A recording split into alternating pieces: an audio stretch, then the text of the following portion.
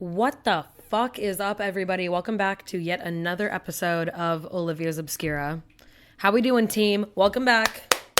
Welcome back. Good to see ya. Heck, I can't see you. Good to feel your presence, I guess, though, spiritually. It is me, Olivia, of course, as usual. Your funny, kind, sweet, beautiful, sexy, hilarious, electric, magnetic, and humble host of this here podcast, a glimpse into my mind palace, for better or for worse. And it's good to be back. It is good to be back. It is Sunday, February 4th, and yeah, dude, that's it. That's end of podcast. See ya. Bye. Hey, I am freaking tired. I'm actually, now that I'm sitting down and trying to focus on saying words, I think that I might need to go make myself a little iced coffee situation. So I'm gonna do that, and then I'm gonna be back because I feel my eyes tired, and I don't want to feel my eyes being tired. I want to be alert and awake and ready to serve Obscura Nation. You know what I mean? So I'll be right back. Excuse me. Okay, we are back. We are so back. I'm a little sleepy. I'm a little sleepy today. I had an early wake up call the past few mornings. Okay, so you guys all know that I was kind of freaking out about my taxes, right? I was kind of, because I owed $1,200 in, oh my God, excuse me. Owed $1,200 in sales tax that I paid half of it on January 31st and I paid the other half at the end of February. But then on April 14th, I owe my federal income taxes. And I think that ended up being around $700. And then I also, because it was a complex tax return, I had W-2s, 1099s, and business profit and loss statements. And so I didn't feel confident doing it myself. I went to a CPA to get it done, and that ended up costing me about $500 too. So long story short, y'all, I was I'm in the hole because of taxes, because this country is bleeding me fucking dry. But I was okay, this is not good. I have a couple $1,000s worth of money that I owe to the government. I am presently trying to find a part-time job to kind of float me month to month while I continue doing my freelance stuff and my art and whatever. But that is moving very slowly. There are moves being made, but they are very slow moves. And so I was fuck, I need to find just a gig, something that I can literally make money doing right now, something short term. So of course I hauled my ass to Craigslist because I love searching on Craigslist. It's kind of a passion and a hobby of mine. And I saw on Craigslist that, there's so much bullshit on Craigslist, and I look it's a routine of mine. Every few days I wake up in the morning and go on Craigslist and see what's the vibe for gigs and short-term labor. You never know what you're gonna find. Do I ever find anything good? No, literally never do I find anything good ever. But here, I'm gonna reposition myself because, okay, I record in GarageBand, and okay, let me see. I hope this is still, I hope you can hear me okay. But I record in GarageBand, and I record it sitting at a desk. And when I'm looking at the recording, the sound waves, as I'm talking, it really throws me off my game. It throws me off so bad. I can't have visual stimulation at the same time that I'm talking, I guess. Because it hypnotizes me and I can't focus on what I'm saying. So I think I have to redo. I'm finally sick of it enough to the point where I think I'm going to have to pivot myself so that, okay, I'm on a swivel chair. And so now I have my swivel chair turned to the side and my feet up on the L of the desk because it's an L-shaped desk. So I'm chilling. I'm mad chillaxing right now. I got my feet up, dude. I'm taking a freaking load off. And now I am looking out my window instead of at the TV or not at the TV, instead of at the computer GarageBand track recording. So we'll see how that works for me. What was I even fucking talking about? Jesus Christ. Okay, back to business. I was like, I need to make some money real quick. So I was on Craigslist. I found a listing. It was the most recent listing because I always sort by newest and I always sort within a 5-mile radius because when we get into 10 miles, that's like really far. Like like 10 miles away, dude, like that's like freaking in a different town. Like I can't do that. I can't. Like I am such a neighborhood girl. Like just keep me in my area, okay? And so obviously that tightens things up a bit. I'm not going to get as many listings if I have my radius that tight and I sort by, I always sort by newest because people post shit on there all the time and forget to delete it. So I really don't have any interest in seeing anything from about longer than 4 days ago because God knows if they're even going to reply to the text you send. I saw a listing, the most recent one posted last week on I think it was Wednesday. They were like, we need help with a mural installation downtown on a building downtown. We're looking for people who have experience with murals and with painting to come help us like finish up some finishing touches. And I said, perfect, I can do that. I got it. I got you. They're paying like $30 an hour. I said, sign me up, put me in, coach. Okay. So I texted the number. They were like, yeah, sounds great. Sounds like you're a good fit. Come on down. You need a helmet. You need a hard hat and a safety vest to get on site. But don't worry, we have those for you. We'll meet you with them outside of the construction site because it was at this building that is not yet open. Like in downtown San Diego, they're building some hullabaloo of a building park, like some sort of corporate building park. I don't know. I don't fucking know. It was like right on the harbor. It's beautiful, like on the bay. I don't know if what's the difference between a harbor and a bay? That's for me to find out later. I can't do that right now. Point being, it's right on the water and it's beautiful. Like the location was beautiful. We were on the 4th floor. So I get there, I put my little freaking helmet on. I show up. This was on a Wednesday. That the text that I saw the listing, I texted the contact, whatever. Thursday morning, I had a 5:30 a.m. wake up call because I had to be down there by 7. And I have to park downtown and I borrowed Ty's car, whatever. Because as we all know, I don't have a car. That is a pretty big part of my personality at this point in time is that I don't have a car. And Ty wasn't using his car. So I said, okay, I'm going to use your car. They needed me for Thursday, Friday, Saturday to help me varnish and like touch up some of the paper on the mural. I'm going to get into that. I'm like getting ahead of myself here. This also isn't that riveting of a story. And it was all for me to set the scene of why I'm tired. Okay. The reason being I had to get up at the ass crack of dawn, which I haven't done since I worked as a barista. So I was up at 5:30, 3 mornings in a row, which I just am not used to. Like I have turned into such a softie. Like I literally am like the queen of having a slow morning now that I work from home. Like I am rolling out of bed between 8:30 and 9:30. I am drinking my coffee. I'm having a slow morning. Like I would say cause now I like don't have, since I do like work from home for myself majority of the time, what have you, I am not beholden to anybody's schedule. Like I don't have to work 9 a.m. to 5 p.m. or anything like that.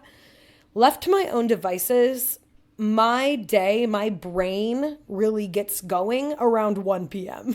Like that is actually when I feel like awake and alert and like creatively inclined and focused. Until then, I just am like, I don't know, like I've got to have a slow morning. And then I usually don't like work in like a chunk, like an 8-hour chunk either. Like I kind of just like spread my stuff out during the day.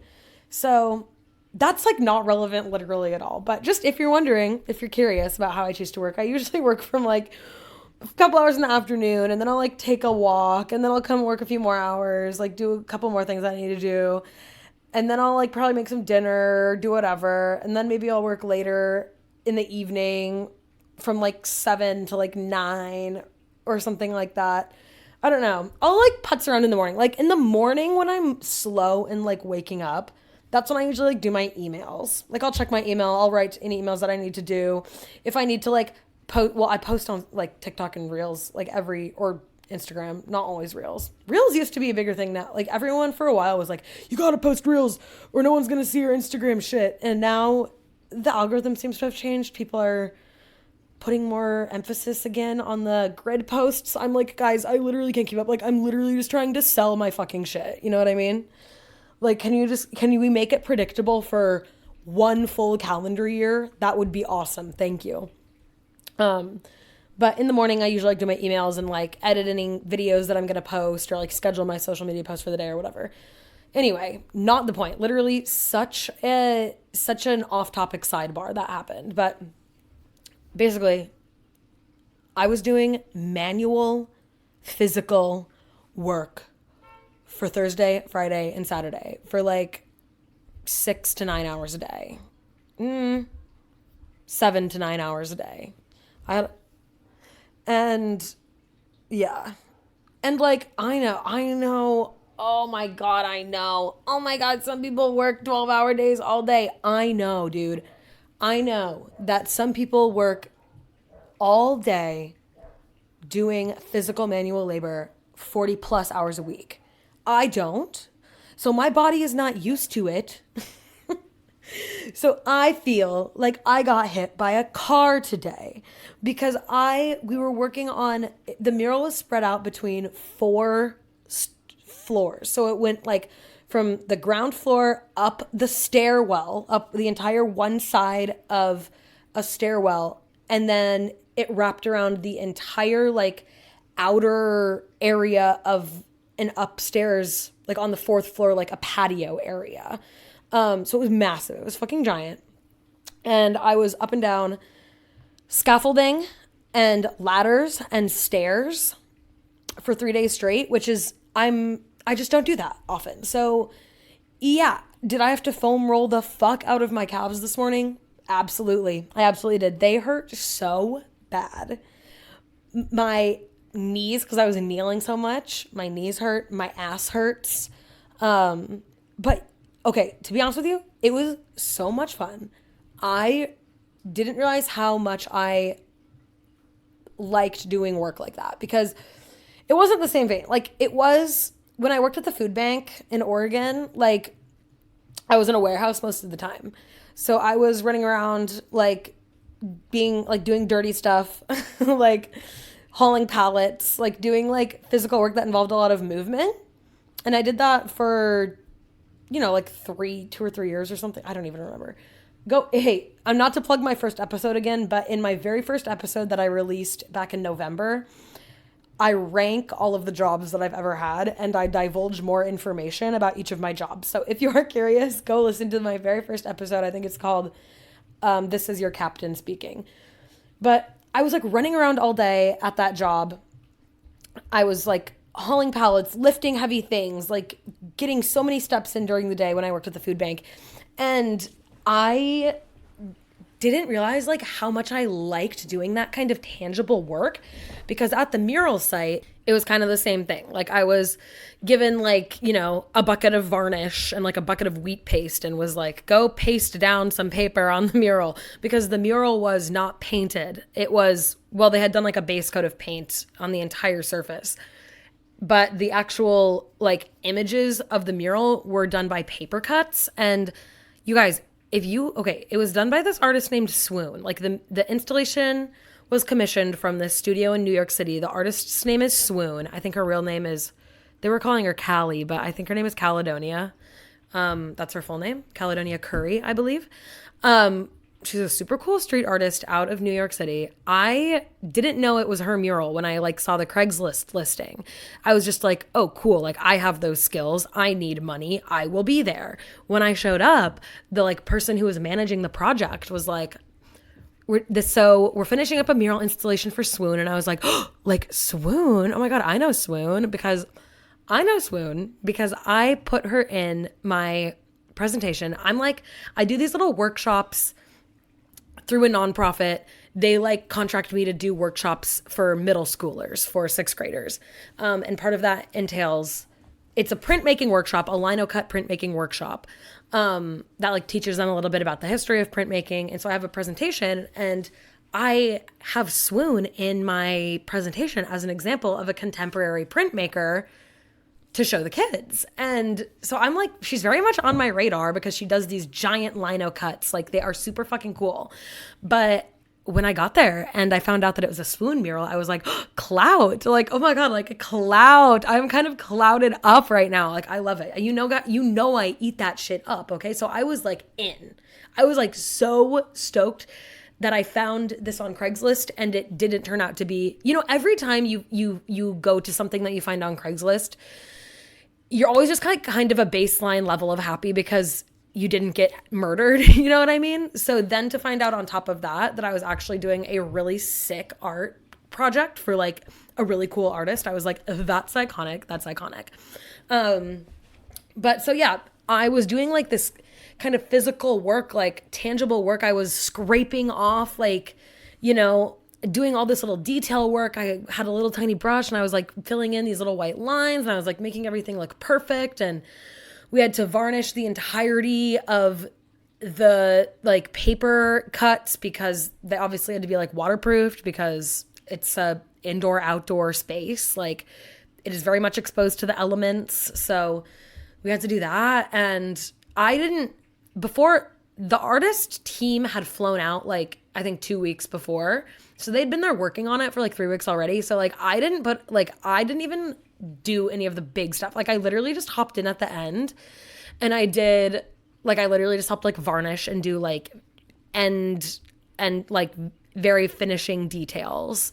But it was like so satisfying, and like I don't know why, like this is going to sound so weird because I know I always talk about how I like don't like work and I like don't aspire to work, but doing that, I was kind of like taken back in time to when I worked, like did physical labor like that at the food bank. And it was like, I felt like so much purpose doing it, more so than when I am doing not work like that. Like, I felt more like it's a type of purpose that I feel that I don't feel when I'm working, in retail or as a barista. Like, I think it's because it's like very tangible, and like I could see what I had gotten done. Like, I had a brush, I had a bucket of varnish, and I had a giant fucking wall. And it was like satisfying and fulfilling to be able to do the work physically and then see it done in front of you like that. And I think that's why I get so much fulfillment out of just doing like art on a small scale. Like, I think like, and I've said this before, like that's why I bought in so much into lino cut printmaking when I first discovered that a few years ago, because like it just, even more than like painting or drawing or anything, like there is something about the physicality of the medium of like carving and of rolling out the ink and inking the block and making the physical print. Like, there's something that I like really align with in terms of that whole process. I don't know. Like, I think it's just because I like there's something meditative and just like very satisfying about having this like tangible thing that you can see, like where I carved out the image and whatever. Like, I don't know if that's like resonating with anybody, but on a large scale, like I was living for these 3 days that I was working on this mural, because first of all, I loved being in a collaborative environment like that with other people who were artists of like all different kinds of backgrounds and mediums. And they had all flown out from New York City. So of course there were like New York City cool girls and cool people, obviously. So I was eating that up too. They were also just like the nicest people who just like, yeah, great. Connected like right away. I was like feeling so lucky that I got to work with like actually like cool people and not like grumpy old men, because you never know.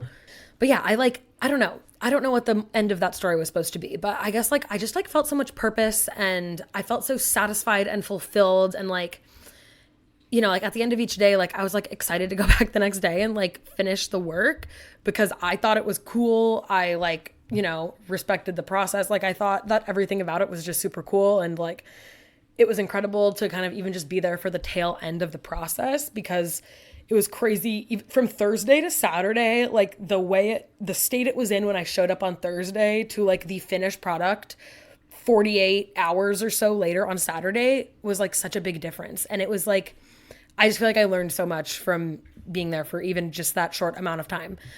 So yeah, now I'm kind of addicted. I like really need someone who does murals to contract me to come help them do a mural ASAP. Okay. I am like ready. Put me in the friggin' guys. I got to wear a helmet. I got to wear a safety harness.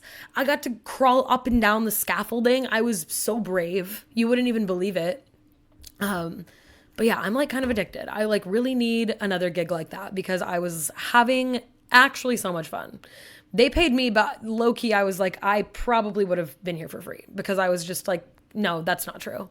That's not true. That goes against my belief system. Maybe if there was a trade involved, you know what I mean? I just think that you know, definitely people should be compensated for their work, but that's a tangent. I can't go on that tangent right now. I'm stopping myself. Last week, I spent the majority of the episode just kind of like shooting the shit, stream of consciousness style, and it was received very well, and I had a lot of fun doing it. So we're just continuing to ride that wave, to surf that wave, to fucking hang 10, get fucking ripped. We are hanging onto that wave, toes curled over the edge of the board, absolutely shredding the wave into this episode. What the hell am I talking about? I'm going to start with talking about the media that I have been consuming since we last talked. The first, I have a list. I've been keeping a list of podcast agenda items week to week. Because I don't know, like I usually record these on Saturday or Sunday. And then by the time like the next Saturday or Sunday rolls around, I've already forgotten about the stuff that I did after I recorded last week's episode. So because I have the like short-term memory of a pigeon or whatever. So I have been keeping a little bullet pointed list, and I actually find it to be a very helpful way to auditorily, orally, that's A-U-R, orally process my week and reflect on it. Not to be too earnest, but like I really am not good at journaling. But I do enjoy talking. I do enjoy talking stuff out. And not to say that this is valuable reflection in any way, but I mean, last week, I don't know, last week I got into some of my fears and hopes regarding death, life, the afterlife, etc. I don't know if we're getting there today. Okay. I think we're going to keep things pretty surface level today, but if you would like a glimpse into the back rooms of my mind palace, go check out last week's episode. First thing on the agenda, Ty and I watched that movie Dumb Money earlier this week, and it's the one about the GameStop, dude, fucking the GameStop stock thing that happened. I think that was at like the end of 2020. Basically, it was like this guy. Okay, I actually have to look up. I don't even remember the plot of the movie at this point, and I am such an idiot about the stock market that, well, me and Ty both just kind of know nothing about like stocks. So we had to keep pausing the movie when they like said some term that we didn't know to like fact check what the term meant, because we actually didn't know. We didn't know shit about dick. Okay, it's about this guy named Keith Gill, and he was like a streamer online, and he like sunk all of this money into GameStop stock, and he turned it into like this giant meme that blew up, and like a ton of people who like followed his streams started buying into this stock. And there was like this like Reddit thread that they used to like follow his moves when it came to the market, and I think it was like r/Wall Street bets or something, and like it follows this whole crazy thing where like the stock like absolutely skyrocketed in value, and like all of these people who bought the stocks like super low got rich like literally overnight. And it was like all of these, it was kind of like an underdog tale, you know what I mean? Like it was like I wouldn't call it an eat the rich tale, but it was like the layman, like the regular people of the world, like flipping the script on Wall Street and like screwing all of these billionaires out of a ton of money by like, organizing, which, I love community organizing. Okay. So like I did really resonate with that part of this, but Paul Dano plays Keith Gill, and Paul Dano, I was familiar with his work from Swiss Army Man fame, which was another movie that Ty made me watch that he was familiar with that I wasn't with. It is Paul Dano, and is it Andrew Garfield? Hello? I think so. I didn't think I was going to like this movie. It's from 2016, and yeah. Oh no, dude, it is Daniel Radcliffe, not Andrew Garfield. They kind of have the same energy though, no? In terms of like characters they play. Maybe I'm very off in that. Maybe it's actually probably just because they're both British. Like that is probably where my confusion lies. But yeah, The Dumb Money, it stars Paul Dano. Shailene Woodley is his wife. As a Secret Life of the American Teenager head, definitely I always screech when I see Shailene Woodley in something. She's one of my favorite blind item celebrities. I was trying to, oh my God, I was trying to explain to Ty the other night. Well, I wasn't trying to explain. I was like, put a pin in that. I'm going to explain it later because I always forget that people aren't familiar, like people aren't familiar with like blind items the way that I am. I have been consuming blind items for like 4 or 5 years at this point, and people who don't consume blind items have just a completely different knowledge of Hollywood. Like it's not the wrong, like they're how do I say this? It's not true, the stuff that's in blind items, but it is just like common lore in the blind item community. And like I am in a lot of blind item communities online. And so I do forget sometimes that not everyone is familiar with like the blind item scandals. And so I was trying to explain to Ty the Aaron Rodgers, Shailene Woodley of it all. And like, I actually might have to do an Aaron Rodgers, Shailene Woodley like episode at some point, because their like relationship in like 2019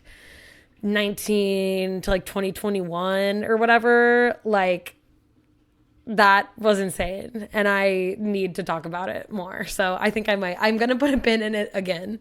But yeah, how did I even start talking about this? Oh, because Shailene Woodley is in Dumb Money. And then Seth Rogen is in it. And so is America Ferrera, my mommy, my queen. I love her. She was so good in this role. I loved it. And then Pete Davidson is also in this movie. He is Paul Dano's brother in the movie, who's like a stoner, loser, burnout, who like lives with his parents still.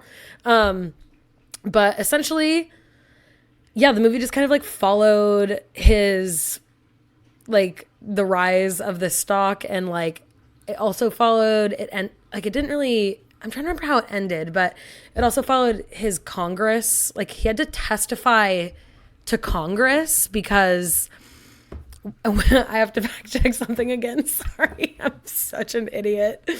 Okay, he had to testify to Congress on the GameStop situation because of some like, they thought that he had like tricked people into investing to like purposefully inflate the stock. And he was like, no, that is not what I did, or whatever. I will say, like, Paul Dano, so charming, like such a good actor. Like he played this role really well. And I had like so much sympathy and like such a soft spot for him, like in this role. But I'm not familiar with the real Keith Gill, like Roaring Kitty. Like that is a real guy. Like this movie, as far as I'm concerned, like is pretty much like the exact retelling of the story. And like, I don't know, that's probably not true. I don't know if like the family dynamic and that kind of stuff was the same, but like his online presence and everything, they stayed pretty true to the story as far as I know. But I just know that probably in reality, I have a feeling that like the real guy, like the real Keith Gill is probably like insufferable. Like I don't know. I feel that way about most people who are into stonks, like to that level. So I do feel like I probably like, it's probably good that I watched the Dumb Money movie without knowing anything about him, because I have a much more favorable view of him now because of how, like, sweet and cutie Paul Dano was in the movie.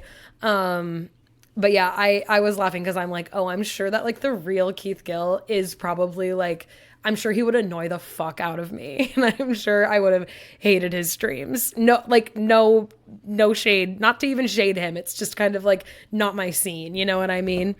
But, oh, okay. What I was going to say is that he had this dedicated community of people who followed his every move when it came to the GameStop stock.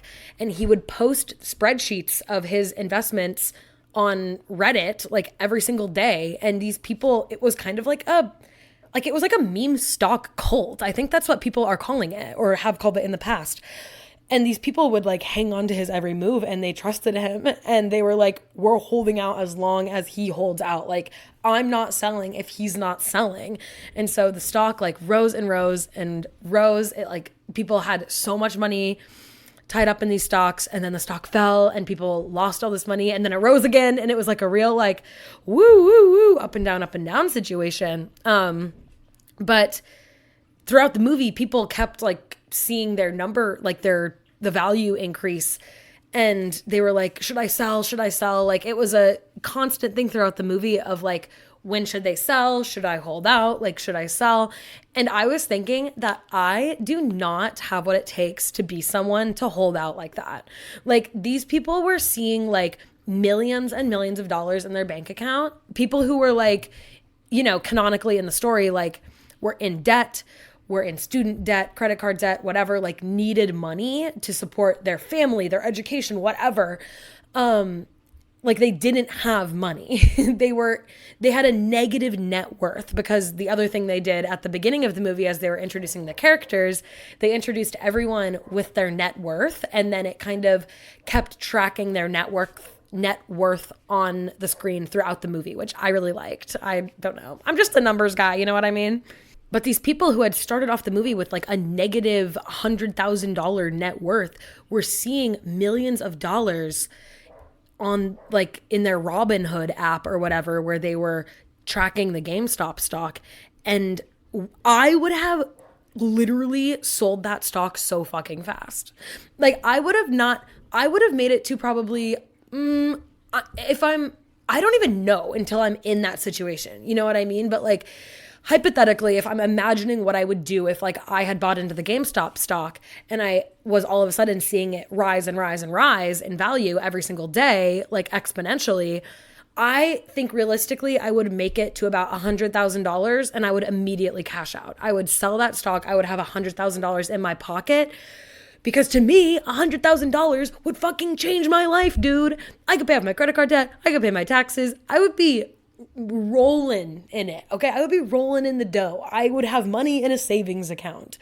Like $100,000, I would feel like a rich woman.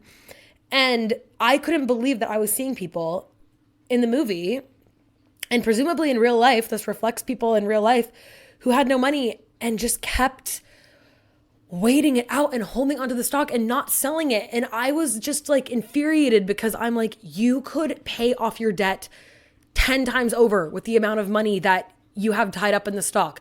Sell the stock, like, take the money and run, dude. Like, I'm such a take the money and run kind of person. Like, at the casino, like the few times that I've been in a casino, like, if I make like $50, I'm like, I'm taking, like, I want the $50. Like, I want the $50 way more than I want to put it back into the game I was playing.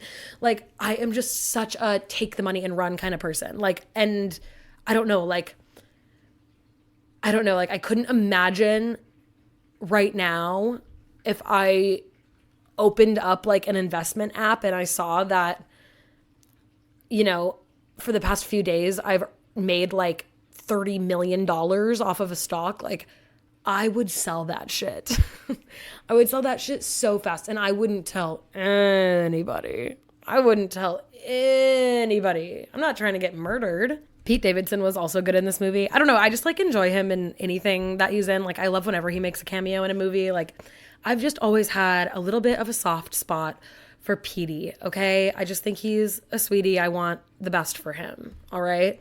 But there was a scene in the movie when the two brothers were riding in the car with their parents. Like the two adult sons were like in the back seat and the parents were in the front seat, which is always funny. Like, I don't know, it is just like funny when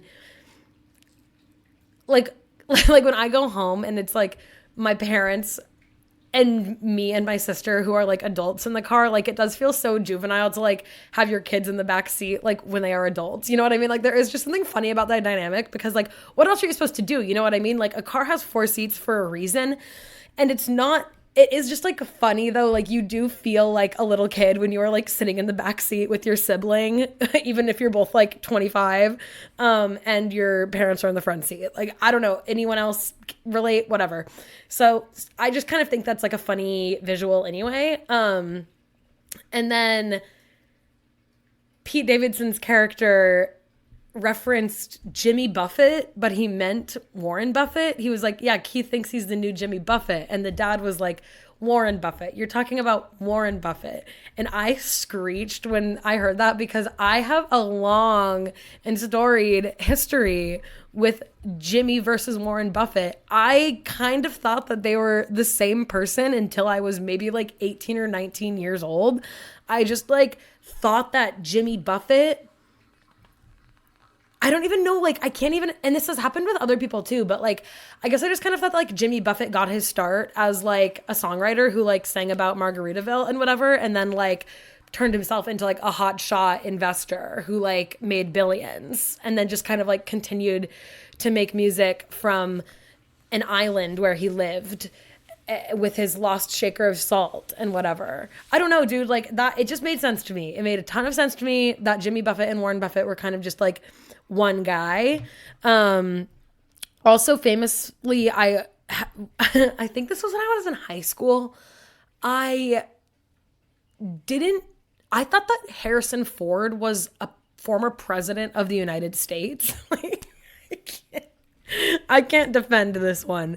Okay. But I didn't realize that Harrison Ford was like a current present day actor who like isn't ancient and dead. Like I really thought that he had been like a United States president in like maybe the early 20th century. Like you just kind of, something about the name Harrison Ford, like it's just very presidential. And so I was kind of gagged when I found out that he was like alive and well when I was in high school. Guys, I just Googled Harrison Ford, like just to kind of like I just needed to see him because there is something about his face that is so like I cannot for the life of me remember who Harrison Ford is. If you put Harrison Ford in a line of 10 other old men, I would never be able to guess which one he is. And just from Googling him, the first thing, for some reason, because I just Googled Harrison Ford. The first thing that comes up is a generative AI overview for the search, because Google Chrome now, on one of my accounts, I have like 3 Google accounts that I use regularly for different things, and on one of my Google Chrome accounts, I get these AI, and I'm gonna talk, I can't believe this fishtails with another thing that I'm gonna talk about later that has to do with the Google generative AI. But sometimes at the top, if you don't have this feature, before any of the other results that you see, you get this generative AI search compilation and it's bad. Like they put bad information on there. Like I've seen some stuff on there that I'm like, that is not true. Like this AI is really bad. And the fact that it's the first thing that you see when you Google something, like I can see how some people would just be like, oh, there's my answer. Like that's good. But it's like sometimes not true. Like you have to check. I just think it's like kind of misleading because I don't know. I just think it's misleading. Anyway, the first thing that comes up in the Harrison Ford profile, there's 3 headshots and there's an article linked from pajiba.com. pajiba.com seems to be some sort of independent news outlet, but I am gagged because the headline is If Harrison Ford dies of a sudden heart attack, wife Callista Flockhart will know why.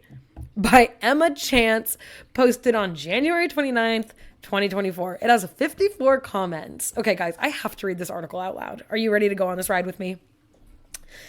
Harrison Ford is 81, and every time I read a headline about him starring in a new film, I brace myself for what I assume will be the next headline. Quote, Harrison Ford dead in tragic acting accident, end quote, because this man needs to cool it. You're gonna call me an ageist, but I don't care. I'm simply worried about the health of a national treasure.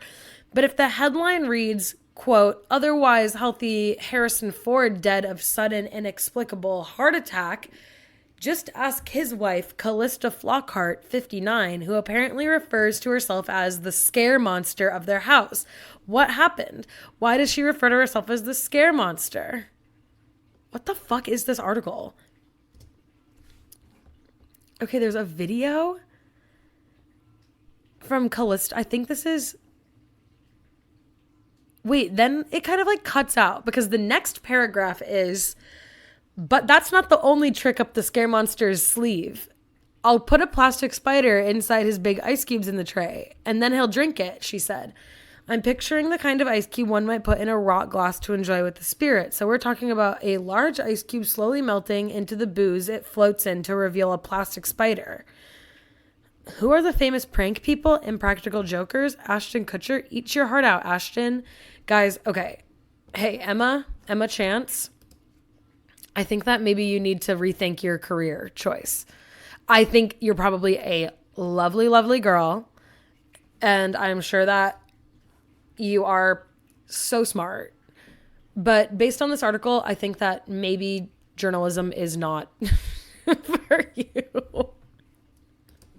I guess I just can't believe that that is the first article that came up when I Googled Harrison Ford. Like, holy shit. Let me read the comments on this bad boy. Okay. Pajiba.com. I gotta check more on this. Come on, where are the comments? Show comments.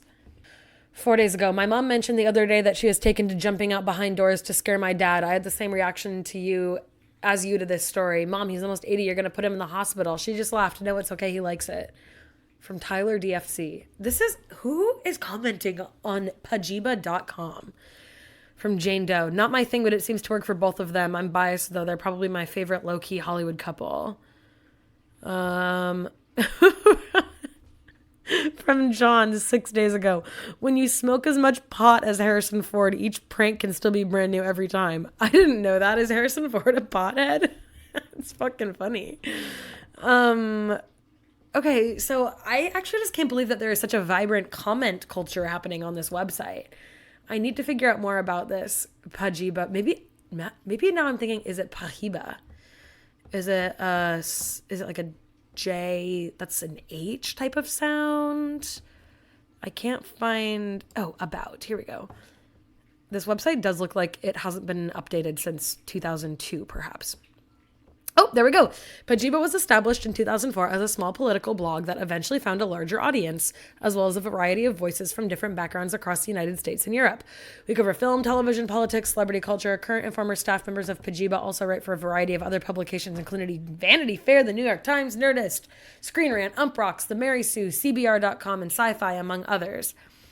For more about the origins of the name, click here. Okay. Oh my God, they're based out of Santa Monica. Okay. David Letterman, The Origins of Pajiba and the Meaning Behind the Site's Name. What the heck? The first thing on this article is, okay, this is by Dustin Rowells from May 20th, 2015. The first thing is a publisher's note that says, this is a long story. It involves David Letterman, the origins of Pajiba, and a fallout that ended a formative lifelong friendship. By the end of the piece, however, I promise that I will finally reveal the meaning of the word Pajiba, or at least the origins of the term. Oh my God, I'm sold. Wait. This is not where this episode was supposed to go, but I'm now I have to scan this article, okay? I'm like really really invested in the background of Pajiba right now and what it has to do with David Letterman. And maybe it'll tell me how I can pronounce it. Okay, this is actually tea. I can't believe that I'm in on this like niche news website, independent news website drama, okay? But basically the creator of this site had this childhood friend named Timmy, and apparently they bonded deeply over their love of David Letterman together. And the guy who is writing this article is named Dustin. They grew up in Arkansas together. They were friends from the time that they were like little kids, is how I get the vibe. Yeah, he was 10. Yeah, 10 or 11. Doesn't really matter. But they were little kids that became friends. They were obsessed with David Letterman. And apparently, okay, the name, I thought it was going to be like an actually good story behind the name, but it's not. Apparently, it was just like Timmy and Dustin had each come up with a word that was like a nonsense word that didn't mean anything, and they would like try to slip it into conversations with other people when they were together, and like never release the definition. It was just like an inside bit. It was just like a gag that they do together. That's not what I wanted to talk about. What I wanted to talk about is this paragraph. But what happened to Timmy? I haven't really spoken to him in 8 years now, save for a brief interaction at a film festival 6 years ago. And this site is at the center of our falling out. Formally, we fell out because he made fun of my newborn son's name, and he emailed me a, quote, breakup letter after the argument that ensued. But that was really just the rock that broke the monkey's back. There were 100 different other reasons that we would have eventually fallen out, but it was this site that generated most of the conflict. We had started it together, but it was my site, and we had different visions for it. Mine involved creating a profit, and his involved spending a week to write a movie review. Granted, he was very good at it. And then that links to a broken link, but it doesn't come up with anything. But the like slug is pajiba.com/film reviews/brokebackmountain.php, and I am pissed that I can't read that because I'm a Brokeback Mountain head. Anyway, I can't believe that he is just airing out his drama with his childhood friend. Oh my God. I would never do that. I don't think I could. I would be mortified if I did this and like the person I was writing about figured it out. I do not understand how people air out shit like this on the internet. And like, I mean, like this is its one thing. This is like a website that was founded in like 2004. So I get that. And people used to use the internet differently, but present day, the way people air shit out on TikTok, I'm like, do you have no like sense of repercussions? Like, and maybe I care too much about what other people think, but like if I started airing shit out about people like I went to high school with and like using their names and whatever, like, oh my God, like how do I know they're not going to see it? First of all, second of all, I don't know. Like I would just never do that. And I would never want someone to do that to me. Oh my God. Anyway, Dustin, Timmy, hope you're doing well. Love that story. Thank you, Obscura Nation, for going on that ride with me down the history of pajiba.com. Next on the agenda, I did a Breaking Dawn Part 1 rewatch last night with Montana. I have seen that movie once, probably in like 2017, and I don't really remember it. So I was due for a rewatch, and me and Montana were trying to figure out what movie we wanted to watch last night. And I just really wanted to watch Renesmee. You know, like I was like put on whichever portion of Twilight has Renesmee in it, and that is Breaking Dawn Part 1. And it was a riveting watch. Like it was, I don't really have the words for it, you know, like it's speechless. Like the Twilight franchise really did something. Like they were really doing it. No one was doing it like them. But I don't really want to talk about Breaking Dawn Part 1. What we want to talk about, and by we, I mean what I want to discuss today is some things that I have since figured out, that I have since learned about vampire dick and cock and penis. So please strap in for a really educational conversation about vampire boners and jizz, okay? Trust me, this is very important business. Me and Montana were sitting here last night, and she goes, if he doesn't have blood, like, how can he get a boner? And I was like, whoa, that's a really good point. Like, I actually didn't ever think about that because, like, I don't really think that much about vampires because I wasn't a twihard, like, when they came out, you know, like, I've watched the Twilight movies now that I'm older, but, like, I wasn't into them when they were coming out originally. It just wasn't really my scene. I was also, like, 10 years old, so, like, I don't know, just wasn't my thing when I was 10, you know what I mean? I was really intrigued by the question of how vampire boners work. And then we were also like, if he is so old, like how old is Edward Cullen? He is 104 years old, canonically. So we're wondering, like, how does that affect... Like, does that affect his fertility? Like, what's the situation with vampire sperm? You know, like, there's just a lot of unanswered questions that we had. So I obviously took to Google, and they served me with an excellent, oh my God, excuse me. And Google served me with an excellent generative AI answer. Okay? It starts off with a disclaimer, as always. Generative AI is experimental. Yeah, no shit. Yeah, no shit. I Googled what I just want to kind of take you guys along on the ride here because, you know, I was just Googling. I wanted to figure out how vampires have sex, have babies, whatever. So I Google, like any normal person would, how does vampire penis work? And you better believe that so many other people have also had this question. So I'm feeling like a really big sense of belonging upon finding that obviously this is a pressing matter for a lot of people. Like, a lot of people want to know about vampire dick. So let me read to you what the Apple generative AI has told me. In some vampire media, vampires can have functioning reproductive organs. For example, in Twilight, Edward can get an erection by spending his blood. I don't know what that means. Spending his blood? Whatever. In Twilight, Edward's cells have been burned and crystallized by venom, which makes his sex cells dead. So then we're going, okay. Then this links then to a Goodreads forum from 2011.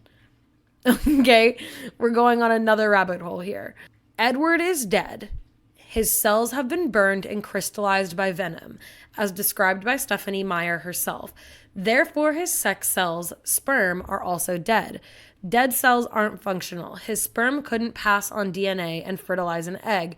So no, it really shouldn't be possible for him to get Bella pregnant. And oh my God, so wait, this came out before... Did this Goodreads forum happen before the book came out where Bella got pregnant? Because they're talking about it in hypotheticals. Because then the same person that wrote that about the sex cells writes, if she's brave enough to put sex in her books, which younger audiences read, I don't see why she couldn't use the word semen. However, because this is a fictional book, I'm perfectly happy to accept the use of magic. And then she also goes on to say, I just went and read her explanation on her website. I don't really agree with it. Specialized semen venom is not a replacement for a living cell needed to reproduce with a human, but since it is her book, I'll ignore it and give her the benefit of the doubt.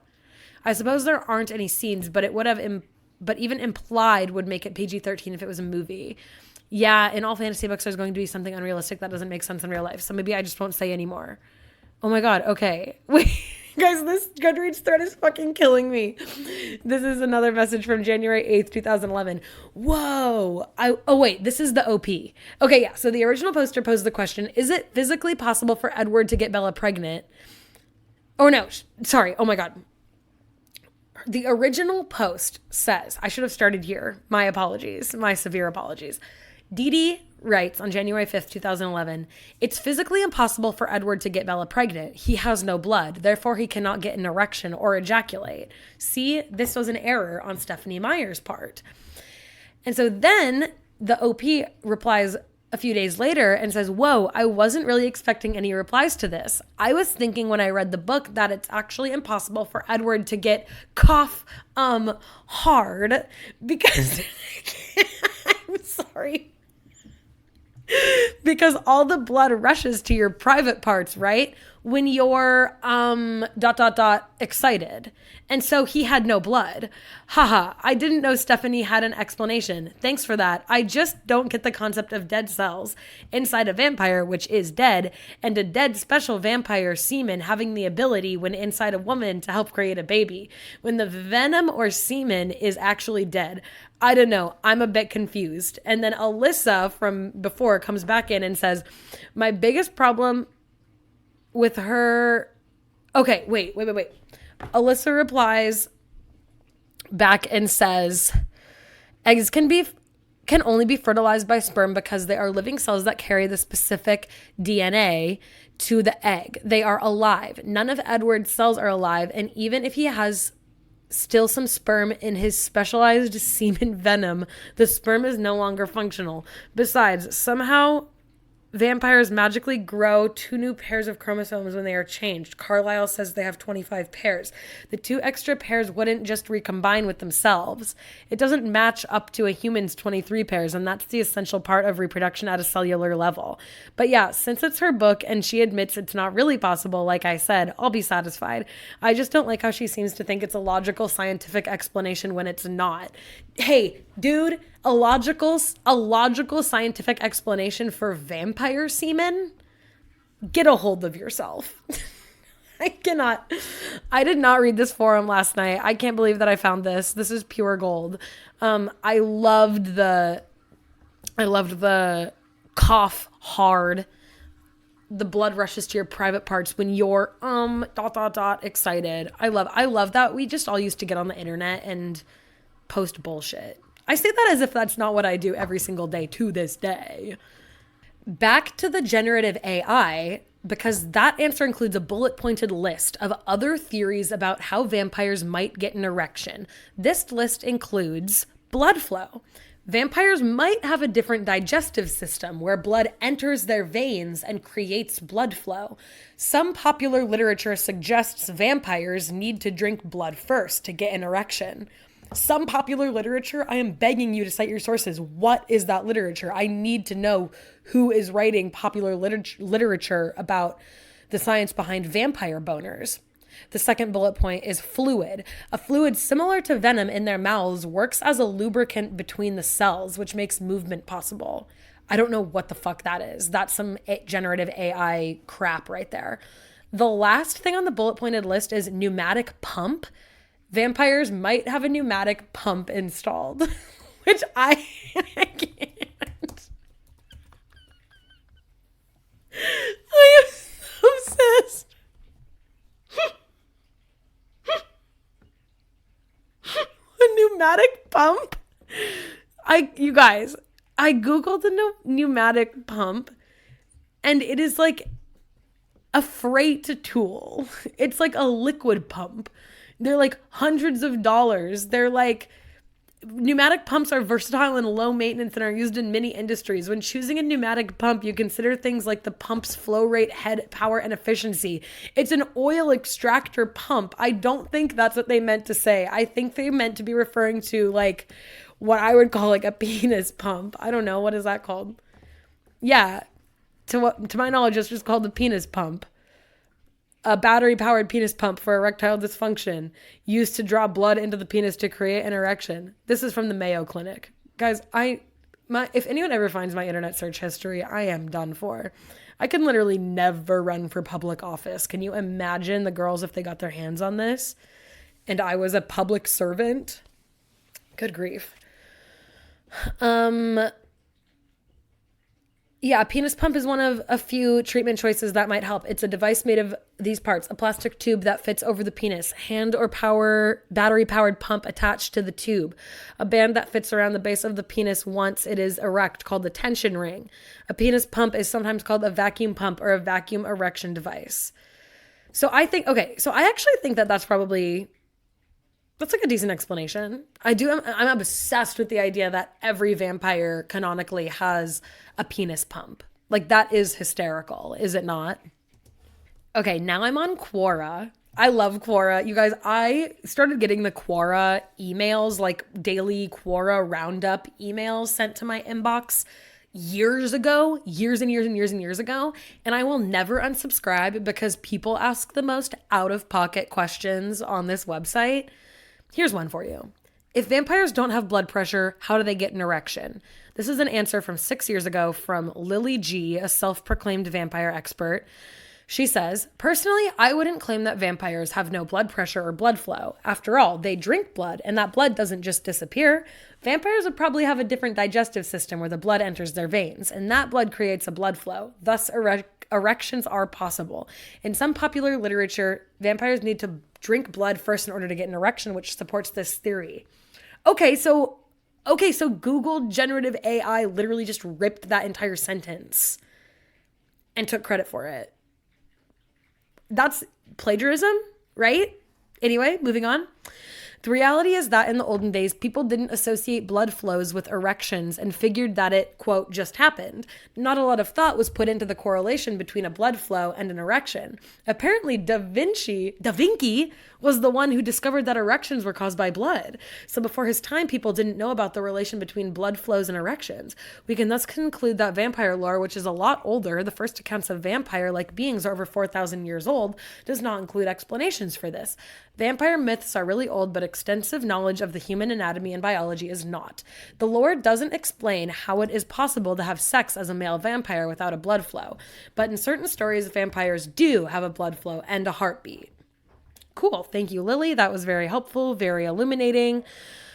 Yeah, I don't know. I just think this was a really important conversation to have. I just think that it's really important for me to use my platform to talk about really important things like vampire erections. So anyway, oh my God, the related questions, because on Quora, here are the related questions for the one that I was just reading. Let's say vampires exist and they feed on human blood. Does that mean they are evil for killing humans? I don't see killing for food as being evil. It's no different than we humans killing animals like cows or deer. Any thoughts on this? The next one. If a vampire saw an attractive girl with curves crying in the night while sitting down on a bench, and she would mistaken them for a human, and she is kind to them and has a warm heart, will they still eat her, or will they turn her or help her out? I gotta click on that one. They got me. Hook, line, and sinker. When did this question get written? 3 years ago, it seems. This is just someone who wants someone to write smut for them, right? Vampire smut. If a vampire saw an attractive girl with curves crying in the night while sitting down on a bench. What? I am obsessed with the fact that the writer of this question had to clarify that the woman had curves, okay? It's not just a girl, it's an attractive girl with curves crying in the night while sitting on a bench, okay? Get it right. Here's another excellent question someone poses on Quora.com. When a vampire bites a person, they become a vampire. And when a werewolf bites a person, they become a werewolf. What happens when a vampire bites a werewolf or a werewolf bites a vampire? Are you guys curious? I sure am. As far as I can recall from traditional folklore, the stories don't overlap much. Folklore, unlike constructed novels, don't necessarily try to world build or fill in the gaps to create a believable, coherent background.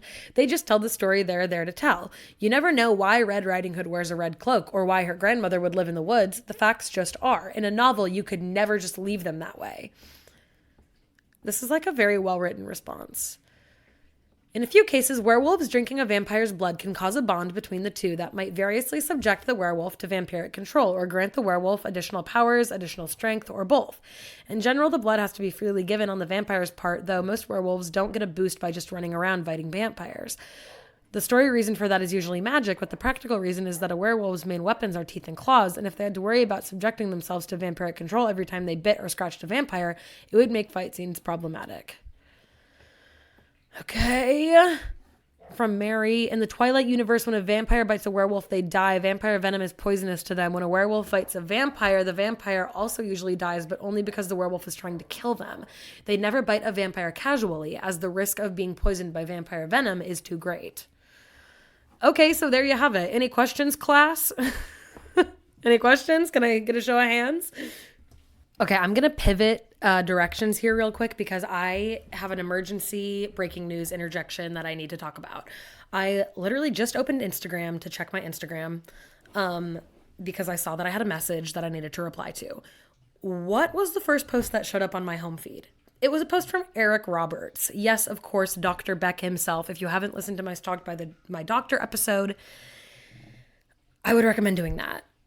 I think it's called The Doctor Will See You Now. I think it's maybe my third or fourth episode. But Stalked by My Doctor is a franchise or like a series of Lifetime original movies.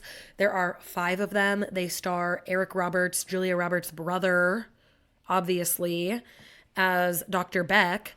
And yes, I follow him on Instagram. Yes, I follow him on Instagram because he posts like such a boomer, okay? I see a post from him that is a picture of a movie, like a movie advertisement in New York. And it says Matt Rife and Eric Roberts. And my jaw drops because I have a vested interest in Matt Rife, obviously. And by that, I mean that I wish I could fight him with my bare hands, right? And what I immediately put together was that this will not be the first time that Eric Roberts and Matt Rife are sharing the silver screen, because Matt Rife had a brief role in one of the Stalked by My Doctor movies. He has a bit part as one of the character's boyfriends. He dies. Dr. Beck does kill him, I think. Not a spoiler. Trust me. Watch the movie. Watch the movie. Do yourself a favor. It deserves every Oscar, every Grammy, every Tony. Like, genuinely, everyone in every Stalked by My Doctor movie should have an EGOT. Okay? I mean it. I'm being dead serious. Serious as a heart attack. But yeah, I remember when I was watching Stalked by My Doctor, A Sleepwalker's Nightmare, and I saw Matt Rife. I didn't recognize him right away, but I remember I turned to Ty and I was like, that guy looks like a TikTok comedian. Like, he just kind of like looks like a TikTok comedian. And I looked him up and I was like, oh my God, it literally is a TikTok comedian. It's Matt Rife. Because at the time I only knew him from his crowd work videos on TikTok. I think that is how most people know Matt Rife. I don't know. Maybe there are if there are any Matt Rife heads listening to this podcast, I want to know why, first of all. Second of all, sorry, because I have nothing good to say about him. But will I watch the new movie starring him and Eric Roberts when it comes out? Probably. Like, I probably will. Like, I'll definitely watch it when it hits streaming, okay? And I'm not going to hide that. Women are allowed to have hobbies, okay? And my hobbies happen to be the intersection of Matt Rife and Eric Roberts acting roles. Oh my God. Why does anyone listen to this podcast? It's crazy. There are just, every time I post an episode, people download it and I go, okay, well then I guess I'll make another one. Okay, I guess I'll make another one. Because I've said it once and I'll say it again. I would definitely make this podcast even if no one listened, but it is like it just keeps, like, I've only had it for 3 full months, right? Like November, December, January. But when I look at my analytics, the chart just keeps going up month to month. Like, there are just more downloads every month than the last. And I'm like, oh my God, like, people actually listen to what I have to say. And then I hop on the mic and what do I talk about? I talk about vampire dick for an hour. Anyway, I don't even think that I ever told you guys the name of the movie. The movie with Eric Roberts and Matt Rife is called Private Eye. Yeah, it's called The Private Eye, and it is billed as a mystery thriller comedy. I'm going to watch the trailer, okay? Hold tight. Oh my God. That movie looks so bad. I just watched the official trailer for the 2024 movie, The Private Eye, on YouTube. And I can't believe this is a major motion picture that is being released in theaters. Like, it looks like a made for TV movie. Like, it is giving Lifetime. I mean, like, honestly, it's giving it's giving like threat level midnight production value. Like, it's really bad. And Matt Rife is a detective, it seems, with his giant fish lips and jaw implants. What a crazy looking guy, dude.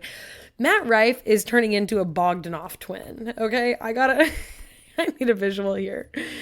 I'm pulling up visuals constantly as I'm recording this podcast, and because it's not a visual medium, you don't see, but just know that I am looking at the Bogdanoff twin right now. Bogdanoff twins. If you don't know these freaks, they are these French celebrities that they're definitely both dead now. Yeah, they died in 2022 and 2021 respectively, only a month apart, December 21 and January 2022. But they were French twin television presenters, producers, and essayists who from the 1970s on presented various subjects in science fiction, popular science, and cosmology. So they were just kind of like personalities in France, but they got so much plastic surgery done, like extreme plastic surgery. And they have these insane lips, insane chin fillers, lip fillers, like cheekbone fillers, like fucking crazy. Okay. So I think Matt Rife needs to take a look at the Bogdanoff twins to see a glimpse into his future, respectfully, with peace and love. Anyway, I'm not entirely sure what Eric Roberts' role is in that movie. He said like one line in the trailer, and I was unclear as to his involvement in the movie. But it's only in theaters on February 9th, and I really don't want to go give money to this movie, but curiosity might kill the cat on this one, and I might have to go see it just so I can, I can write it off, okay? Like, it would be research. It would be research for the podcast, because obviously I would come back and make an episode about it. So I guess if that is something of interest, if you yourself, I only need one person to tell me that they want me to go see Private Eye and do a podcast about it. So if that's you, please let me know. I would be happy to be of service. Okay. Honestly, if 0 people ask, I would probably still do it. I was going to talk about, my evolving working theory surrounding gossip and storytelling and my 3 tiers of gossip that I've been developing. But I realize now that I am at over an hour and I think that it would be easier for me to include that portion of the episode in its own episode, seeing as though we have been down many rabbit holes. We have gone on many tangents today so far. I'm going to move that agenda item to next week. So we will be putting a pin in that and circling back in 1 week's time. The thing I need to talk about now is that I am currently recording this at 4:37 p.m. That is the current local time on the West Coast of the USA. And the Grammys are tonight. Okay. And so I think that maybe the red carpet has begun. Tough to say. Oh my God. Yes. Oh my God. I'm so glad we get to do this together, you guys. I love this. I am going to go look at the red carpet looks. Who is there? Oh my God. Okay. People magazine. Thank you. Whoa, dude. Oh my God. Miley Cyrus. Is that her for real? She has like this, her dress is kind of cool, but she has like this 70s style Farrah Fawcett blowout that made me gasp because she looks kind of unrecognizable. Billie Eilish and Phineas. Billie Eilish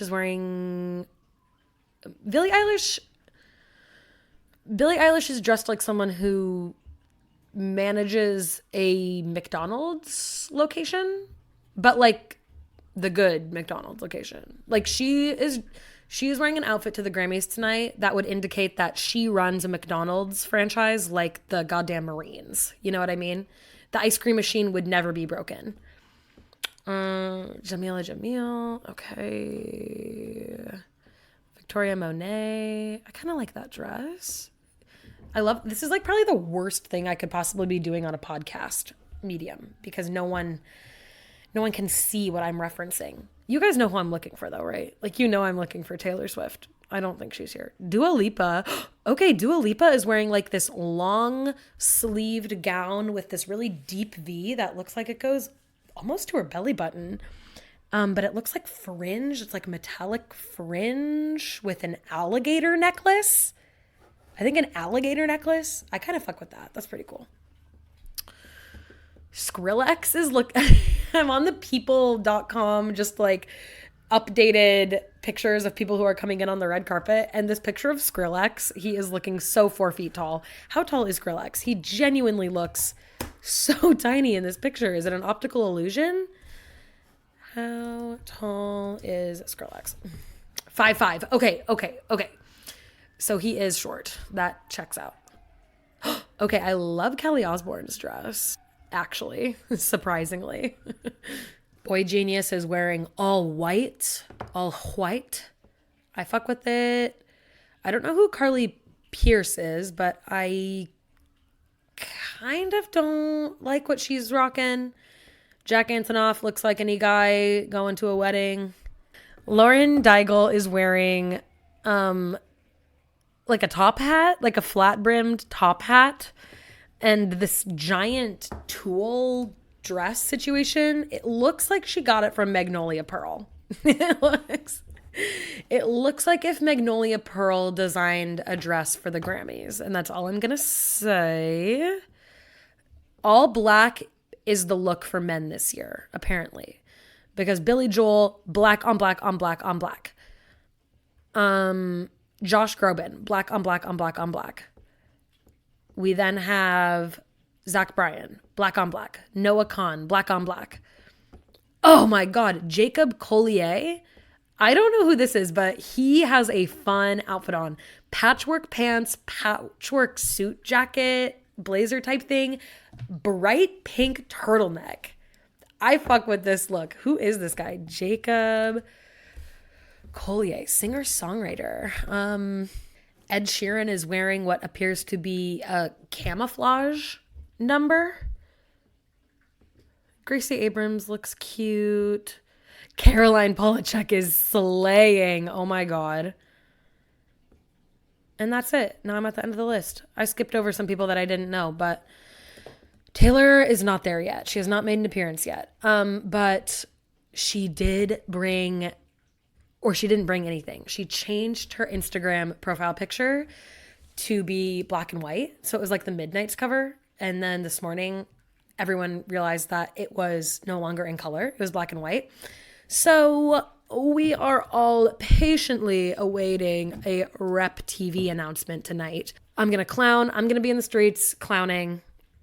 And I'm not going to acknowledge when things don't turn out the way that I thought they would. But I don't know. The black and white profile picture is kind of a telltale sign. Like, I don't know. Because, and then also people were thinking that she was going to announce it during her Tokyo shows, which are next weekend. But I don't know. I feel like if she wins tonight, I think she's going to announce Rep Taylor's version. Okay. I'm calling it.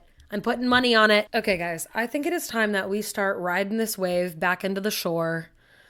We start climbing back up the hill, you know, putting our board on top of the car, peeling off the wetsuit, driving home. I think it's time we end this episode is what I'm trying to get at there. If you're picking up what I'm putting down. I actually, depending on what happens at the Grammys, I do like the Grammys. That's like my favorite awards show. I just like it. And I know I literally last week or whenever, I think it was last week, I was talking about how like award show culture is like more and more out of touch, but like I do still like the Grammys and the Oscars. Like those are the two that I will like keep up with. Like I'll be on Twitter, like I'll be checking the updates. I'm not going to watch. Like no, like first of all, I don't have cable, so I can't. I don't have a way to watch the Grammys on streaming. Also, it's just kind of boring. You know what I mean? Like I'll just watch the good clips that circulate online during the airing. So I don't know. But if anything like big happens, if Taylor Swift does some fuck ass shit, like I'm definitely going to be recording another episode, a bonus episode that I might post midweek. But other than that, I will be back next week. I need to talk to you about this like half-baked theory that I have surrounding like gossip culture and like the different tiers of gossip that I think kind of exist in our social dynamics as humans. But that'll be next week. I got to give you something to look forward to. Okay. I got to keep you coming back. I got to keep you coming back for more. But if you made it to this far in the episode, thank you so much. Here's your kiss. Thanks for being here. I love you deeply, dearly, more than you could ever know. If you enjoyed the show, I would be forever indebted to you if you left a 5-star review on Apple Podcasts. And if you write, because you can just tap 5 stars, and I love that. You know what I mean? Like, I love that. But what I love extra is when people write a review. So if you want to write a review, I would love to read that on the podcast. So if you write a review, I will read it on air. Okay. So go write a little review. I will be so happy and so thankful. And I'll be giving you an extra little kiss spiritually, of course. And don't forget to subscribe, follow the show so you never miss an episode. I am here every Monday, pretty much. If not more. And then if you are so inclined, the podcast does have an Instagram that is at obscurapod, no dashes, no periods, no underscores, whatever. Just obscurapod, one word. I don't post very much on there. I'm still kind of trying to figure out what I want to do with that account. I can't really figure out how to post regularly or what to post on there. But my regular account, Olivia Stober Studios, you can keep up with me there. I post way more frequently on there every day. And then TikTok, you can also keep up with me there at Olivia Stober Studios as well.